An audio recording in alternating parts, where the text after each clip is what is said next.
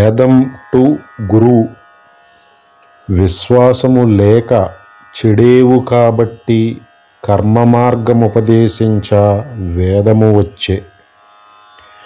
విశ్వసించి వేద ప్రమాణం పాటించినావు కనుక కర్మతత్వముపదేశించ ఉపనిషత్ వచ్చే.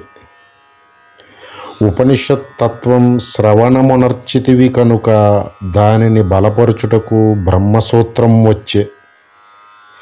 బ్రహ్మసూత్రమును మననమునర్చితివి కనుక దానిని అనుభవైకపరుచుటకు భగవద్గీత వచ్చే. ముక్తి ముక్తి అని తపించుచున్నావు కనుక ప్రస్థానత్రయరూప ఆచార్య గురురూపం వచ్చే. ఏ సాధన నీకెందుకు గురు సూచన నీకుండగా అని ధైర్యంబునిచ్చే. సర్వం శ్రీ సద్గురార్పణమస్తు. జై గురుదత్త.